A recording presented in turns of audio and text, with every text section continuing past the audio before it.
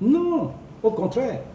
Lisez Un long chemin vers la liberté de M. Mandela, lorsque Mandela est à Robben Island. Ça, c'est très intéressant. Il comprend, quand vous dites cet ouvrage, que l'important, ce n'est pas l'homme, c'est l'action que vous menez. C'est comme ça que l'homme qui encadrait Mandela a commencé à être son ami. C'est ça qui m'a inspiré.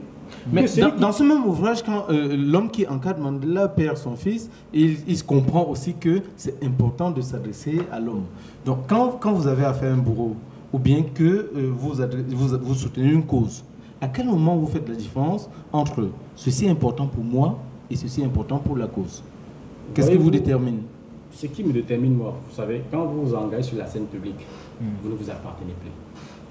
Vous appartenez à la cause. C'est ça qui a fait en sorte aujourd'hui que ceux qui investissent la scène politique n'arrivent pas à faire ce distinguo entre leur personne, la cause qui les anime. C'est pour ça que la scène politique est suffisamment indigente. Il faut aujourd'hui que les gens se réapproprient le combat de ceux-là qui ont fait la lutte dans l'UPC. Quand vous regardez, je vous prends un exemple. Lorsque Oum écrit à sa femme, en 1949, Oum dit à sa femme, ce qui est important, ce n'est pas moi Oum, ni même l'instrument UPC pour la conquête du pouvoir, c'est l'idée que nous défendons. Il s'est abandonné à cette cause. En ce moment, vous ne vous appartenez plus. J'avais dit ça à ma femme, je ne suis plus ton fils. Certes, c'est toi qui m'as mis au monde, mais j'appartiens aujourd'hui à quelque chose qui m'a porté. Ça a dû être dur à avaler pour elle, votre pauvre mère. Au contraire. Autre anecdote, en 2005, lorsque le professeur Sami Beban Tchombo fait un communiqué à la radio pour demander à nos parents de venir nous chercher au campus. Et je vais vous dire une chose, en 2005, tous ceux qui ont fait la grève de la faim avec l'accord de leurs parents, moi, ma mère est venue où je faisais ma grève de la faim et a prié pour moi. Lorsqu'elle a suivi ce communiqué à la radio, elle m'a dit, après, que mon fils, ceux qui vous donnent l'école aujourd'hui, tu me dis qu'ils sont tous professeurs d'université, non? J'ai dit oui, maman. Mais pourquoi vous souffrez? Et ça dit que le diplôme qu'ils ont n'est pas le bon diplôme. Voilà pourquoi ma mère m'a laissé faire la grève de la faim. Alors, pour en revenir... Quelle est votre idée aujourd'hui? Mon idée, si c'était à refaire, j'allais refaire. Mon idée aujourd'hui, c'est de redorer le blason de ceux-là qui ont donné un sens à leur vie dans ce pays, qui ont lutté pour ce pays. Moi, j'ai été à Ezeka l'année dernière. J'ai coulé la larme quand je suis allé me requérir sur la tombe de Oum.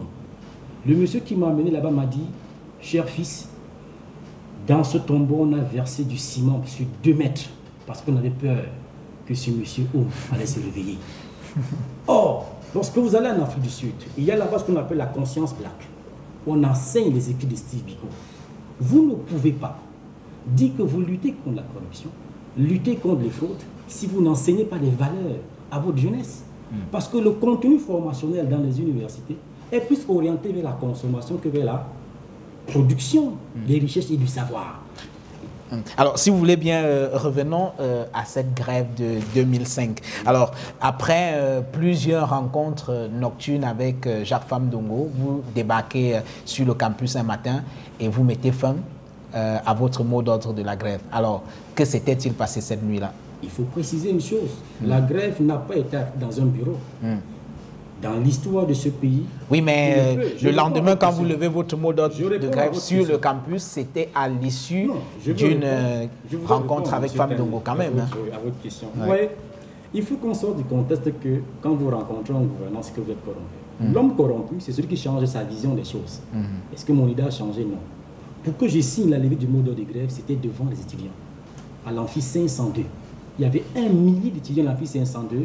J'ai argumenté. Parce que c'est ça aussi un leader. Celui qui ne se laisse pas instrumentaliser ou bien manipuler par la masse. Le leader manipule la masse et la masse manipule le leader. C'est vice-versa. Ce n'est pas unidimensionnel. J'ai expliqué aux étudiants qu'on ne fait pas grève pour la grève. Parce que toute chose, il faut toujours tirer un enseignement. J'ai dit aux étudiants, si vous êtes capable d'arrêter les cours aujourd'hui pour revendiquer un mieux-être à l'université, nous sommes aussi capables d'arrêter et de revenir. Voilà comment un étudiant m'a donné un bic à l'amphi 502, devant 1000 étudiants, j'ai signé la levée du mot d'ordre de grève et elle s'est arrêtée. Oui, mais toujours est-il que ces mêmes étudiants ont estimé que ce n'était pas très catholique, cette façon de lever le mot d'ordre de grève, alors qu'on était au plus fort de la manifestation et que les revendications même que vous meniez à l'époque n'avaient pas été satisfaites quand même. Justement. Oui. Vous savez, on ne fait pas la grève pour la grève. On fait la grève parce qu'on veut atteindre nos